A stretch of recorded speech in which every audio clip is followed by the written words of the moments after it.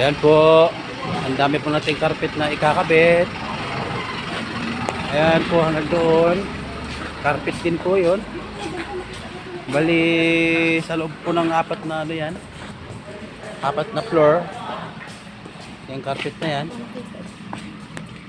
So yan po ating gagawin dito. Pagkatapos natin mag-wallpaper sa hallway, lalatagan natin ang carpet. Ayan.